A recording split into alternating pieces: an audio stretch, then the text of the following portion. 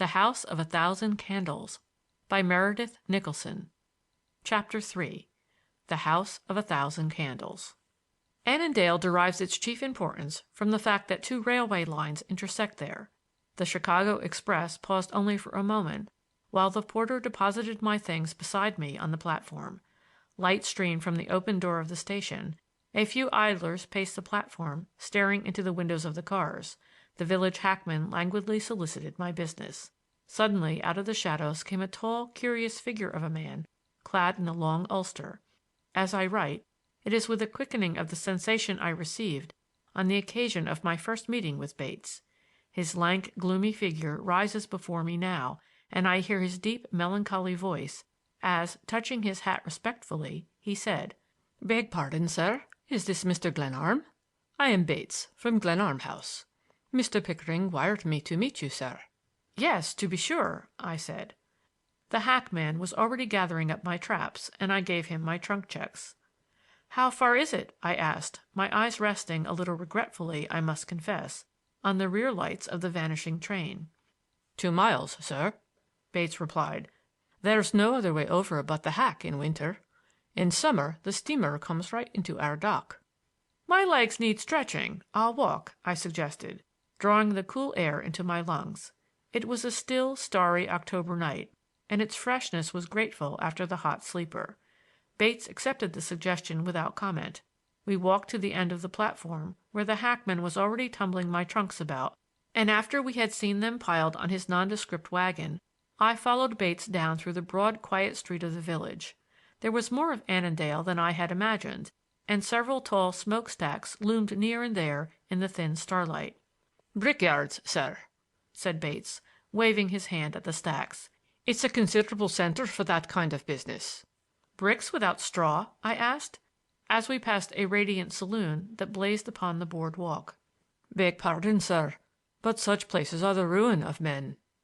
On which remark I based a mental note that Bates wished to impress me with his own rectitude. He swung along beside me, answering questions with dogged brevity. Clearly, here was a man who had reduced human intercourse to a basis of necessity. I was to be shut up with him for a year, and he was not likely to prove a cheerful jailer. My feet struck upon a graveled highway at the end of the village street, and I heard suddenly the lapping of water. "It's the lake, sir. This road leads right out to the house," Bates explained. I was doomed to meditate pretty steadily, I imagined, on the beauty of the landscape in these parts, and I was rejoiced to know that it was not all cheerless prairie or gloomy woodland. The wind-freshened cud blew sharply upon us off the water. "The fishing's quite good in season. Mr. Glenarm used to take great pleasure in it." "Bass, yes, sir. Mr. Glenarm held there was nothing quite equal to a black bass." I liked the way the fellow spoke of my grandfather. He was evidently a loyal retainer. No doubt he could summon from the past many pictures of my grandfather, and I determined to encourage his confidence. Any resentment I felt on first hearing the terms of my grandfather's will had passed. He had treated me as well as I deserved, and the least I could do was to accept the penalty he had laid upon me in a sane and amiable spirit. This train of thought occupied me as we tramped along the highway. The road now led away from the lake and through a heavy wood. Presently, on the right loomed a dark barrier, and I put out my hand and touched a wall of rough stone that rose to a height of about 8 feet. "What is this, Bates?" I asked. "This is Glenarm land, sir. The wall was one of your grandfather's ideas. It's a 1/4 of a mile long, and cost him a pretty penny, I warrant you. The road turns off from the lake now, but the Glenarm property is all lake front." So there was a wall about my prison house. I grinned cheerfully to myself. When, a few moments later, my guide paused at an arched gateway into the long wall, drew from his overcoat a bunch of keys and fumbled at the lock of an iron gate, I felt the spirit of adventure quicken within me. The gate clicked behind us, and Bates found a lantern and lighted it with the ease of custom. "I use this gate because it's nearer. The regular entrance is farther down the road. Keep close, sir, as the timber isn't much cleared." The undergrowth was indeed heavy, and I followed the lantern of my guide with difficulty. In the darkness the place seemed as wild and rough as a tropical wilderness. "Only a little farther," rose Bates' voice ahead of me, and then, There's the light, sir." And lifting my eyes, as I stumbled over the roots of a great tree, I saw for the first time the dark outlines of Glenarm House. "Here we are, sir," exclaimed Bates, stamping his feet upon a walk. I followed him to what I assumed to be the front door of the house, where a lamp shone brightly at either side of a massive entrance. Bates flung it open without ado, and I stepped quickly into a great hall that was lighted dimly by candles fastened into brackets on the walls. "I hope you have not expected too much, Mr. Glenarm," said Bates, with a tone of mild apology. "It's very incomplete for living purposes." "Well, we've got to make the best of it," I answered, though without much cheer. The sound of our steps reverberated and echoed in the well of a great staircase. There was not, as far as I could see, a single article of furniture in the place. "Here's something you'll like better, sir." And Bates paused far down the hall and opened a door. A single candle made a little pool of light in what I felt to be a large room. I was prepared for a disclosure of barren ugliness, and waited, in heartsick foreboding, for the silent guide to reveal a dreary prison. "Please sit here, sir," said Bates, "while I make a better light." He moved through the dark room with perfect ease, struck a match, lighted a taper, and went swiftly and softly about. He touched the taper to one candle after another. They seemed to be everywhere, and won from the dark a faint twilight that yielded slowly to a growing mellow splendor of light. I have often watched the acolytes in dim cathedrals of the old world set countless candles ablaze on magnificent altars, always with awe for the beauty of the spectacle, but in this unknown house the austere serving-man summoned from the shadows a lovelier and more bewildering enchantment. Youth alone, of beautiful things, is lovelier than light. The lines of the walls receded as the light increased, and the raftered ceiling drew away, luring the eyes upward. I rose with a smothered exclamation on my lips and stared about, snatching off my hat in reverence as the spirit of the place wove its spell about me. Everywhere there were books. They covered the walls to the ceiling, with only long French windows and an enormous fireplace breaking the line. Above the fireplace a massive dark oak chimney breast further emphasized the grand scale of the room.